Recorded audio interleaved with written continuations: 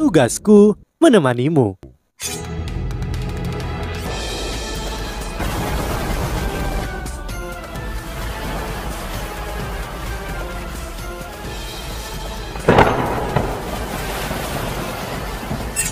Hai sahabat Pasuk, kembali lagi bersama alur cerita versi novel Solen 2 Sekte Tang yang tak tertandingi.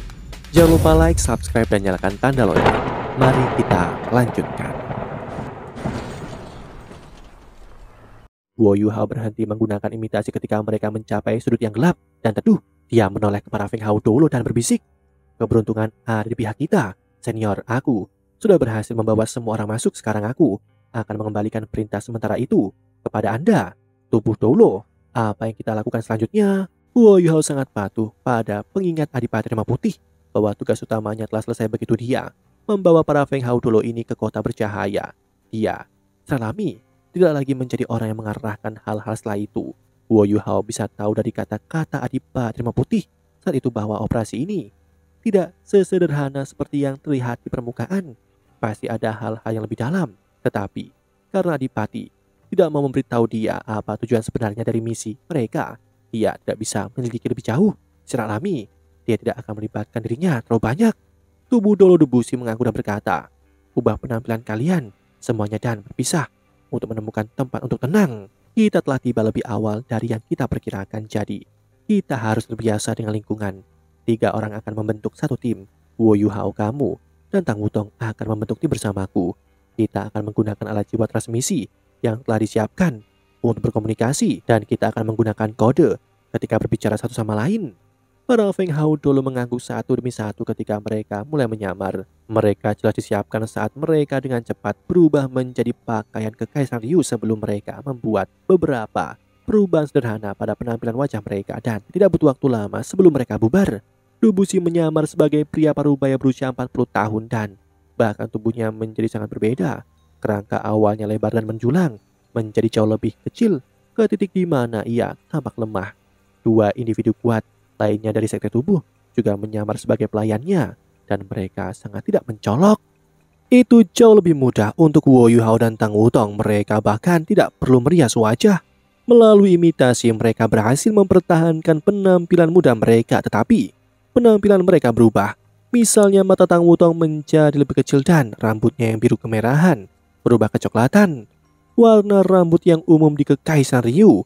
Beberapa perubahan kecil juga membuatnya terlihat lebih biasa. Meskipun dia masih terlihat lembut, dia tidak menggairahkan seperti sebelumnya. Debussy tersenyum ketika dia melihat bagaimana mereka terlihat.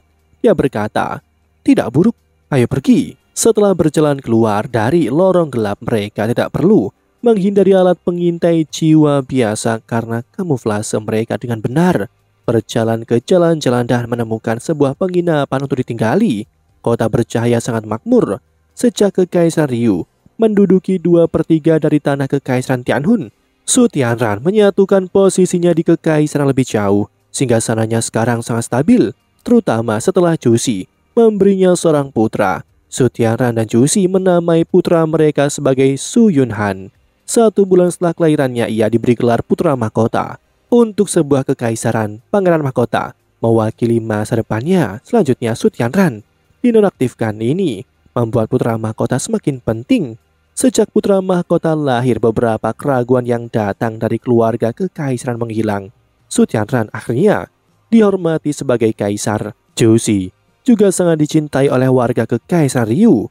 Kisah bagaimana dia menjadi permaisuri menyebar luas. Dia hanya seorang warga sipil biasa yang diselamatkan oleh Su Tianran ketika dia masih seorang putra mahkota. Setelah itu, dia melukai dirinya sendiri dengan serius untuk menyelamatkan Su Tianran yang menyentuh hatinya. Akhirnya, dia menjadi ratu dengan bantuan Su Tianran. Jusi perlahan mengungkapkan bakatnya yang luar biasa dalam urusan militer. Setelah Su Tianran naik ke tahta, Jusi mengumpulkan pahala dan menjadi marsal dari 3 tentara, memimpin pasukan Kekaisaran Ryu dalam dominasinya atas Kekaisaran Tianhun. Di dalam Kekaisaran Ryu, cerita yang menyebar adalah bahwa Kekaisaran Tianhun akan sepenuhnya dikuasai jika bukan karena fakta bahwa Jusi sedang hamil dan harus kembali ke Kekaisaran untuk merawat bayinya. Jusi juga dikenal sebagai Dewi Perang. Di beberapa daerah, dia bahkan lebih menonjol daripada Su Tianran. Tidak diragukan lagi segala sesuatu tentang Jushi sengaja menyebar di bawah perintah Su Tianran. Pertama itu adalah sarana untuk menebus kesalahannya. Kedua, Su Tianran dinonaktifkan dan tidak bisa melakukan banyak hal sendiri. Dia membutuhkan seseorang yang dia percayai untuk melakukan tugas untuknya. Jushi adalah seorang wanita. Jika dia ingin menjadi pusat perhatian, dia harus lebih mulia. Inilah sebabnya mengapa Su Tianran melakukan begitu banyak untuk memastikan bahwa dia bersinar sebanyak mungkin. Tentu saja ada satu alasan lain mengapa dia didorong ke pusat perhatian. Ini karena dia telah mendapatkan pengakuan dari tentara Kekaisaran Ryu. Dalam beberapa perkelahian, dia menunjukkan bakatnya dan memenangkan banyak jenderal. Setiap kali dia terlibat dalam perkelahian Kekaisaran Ryu, selalu membuat kemajuan. Ketika dia kembali ke Kekaisaran, segalanya berubah di garis depan. Dia telah mendapatkan reputasinya sebagai Dewi Perang. Setelah menetap, Huo Yuhao memberitahu tubuh Doulo sebelum membawa Tang Wutong keluar untuk berkeliaran di jalanan. Yuhao, bukankah kamu akan bertanya pada tubuh Doulo tentang tujuan sebenarnya dari misi ini?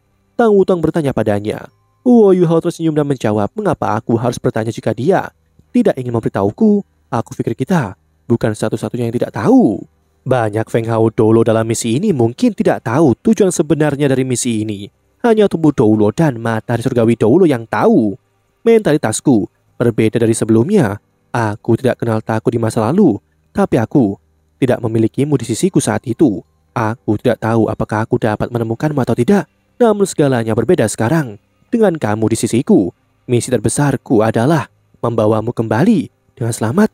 Aku juga berharap untuk kembali dengan selamat bersamamu. Itu cukup. Itu sebabnya aku tidak menyelidiki terlalu banyak. Mengapa aku harus membawa lebih banyak masalah pada diriku sendiri? Tang Wutong berhenti. Saat Huo Yuhao memegang tangannya, dia juga secara alami berhenti. Tang Wutong menatapnya dan sepertinya ada sesuatu di matanya. Huo Yuhao tersenyum dan bertanya, apakah kamu tersentuh?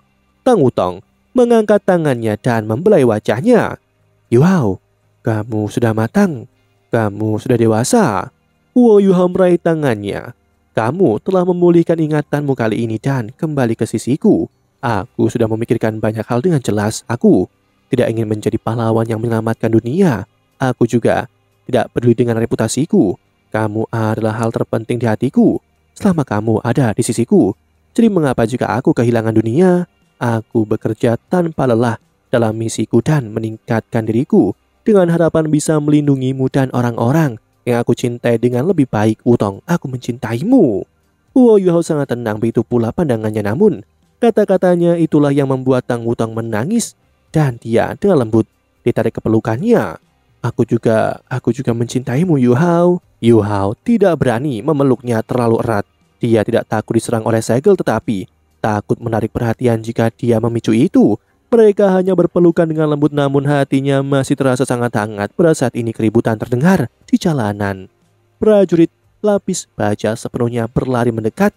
Semua prajurit ini sangat tinggi dan besar. Ketika mereka berlari, mereka tampak sangat mendominasi.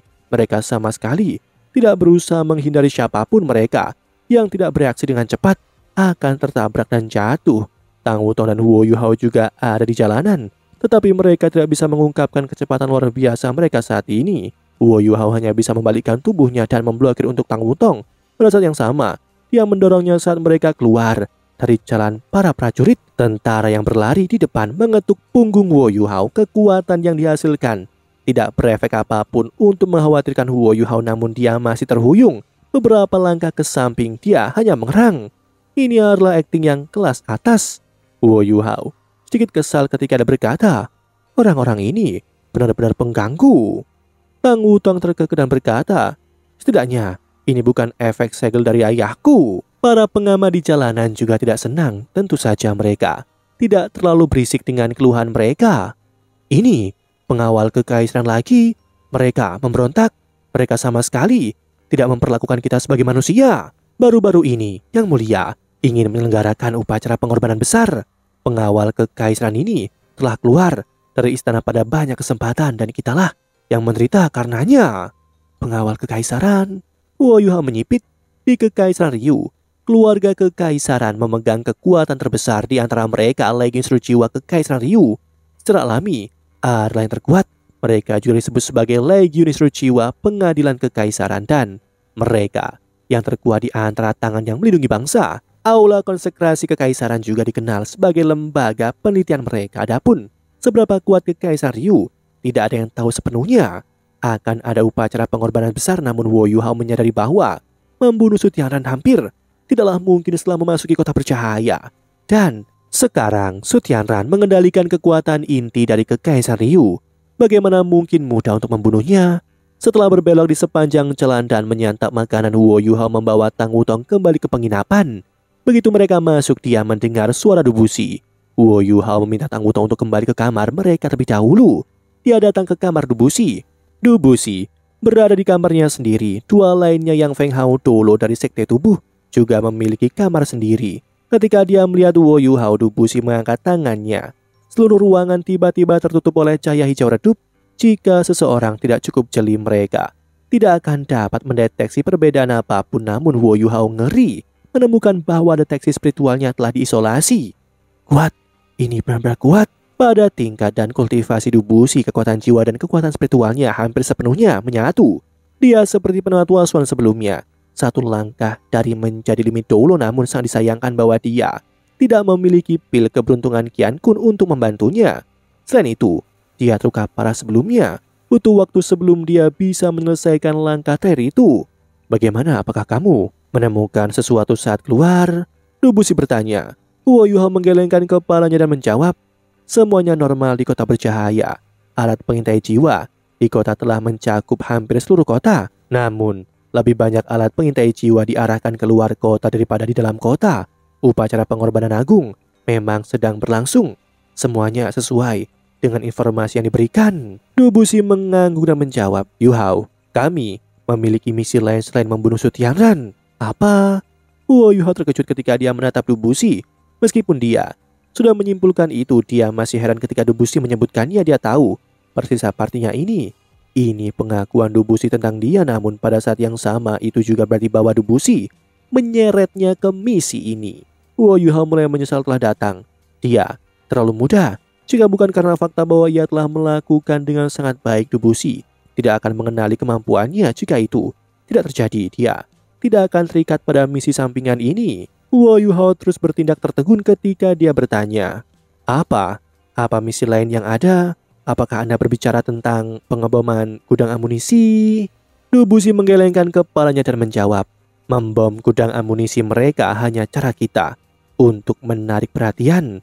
Bahkan kamu tidak bisa membayangkan betapa dijaga ketatnya mereka. Itu sebabnya kita hanya perlu menciptakan kekacauan dengan mengebomnya. Setelah itu kita akan mencoba membunuh Su Tianran. Di saat yang sama ada misi lain. Wo Yuhao bertanya, ada misi lain? Adipati Rema Putih tidak memberitahuku apa-apa. Dubushi berkata, itu karena misi ini sangatlah penting. Ini seharusnya diselesaikan oleh Matahari Surgawi Dolo dan aku sendiri. Hanya kita berdua yang tahu tujuan sejati kita. Deteksi spiritualmu sangat kuat. Itu sesuatu yang belum pernah kami pikirkan sebelumnya. Jangan khawatir, kami tidak akan memberimu tugas yang paling sulit. Kami sudah merencanakan semuanya. Kami berharap kamu dapat menerima kami ketika kami menyelesaikannya. Tidak peduli apakah kami berhasil atau gagal. Tugasmu adalah memastikan bahwa Feng Hao Dolo yang terlibat dalam misi ini dapat lolos dengan sukses. Demikianlah kisah untuk kali ini. Sahabat Pasuk, jangan sedih, jangan bimbang, apalagi galau. Karena aku kan selalu menemanimu.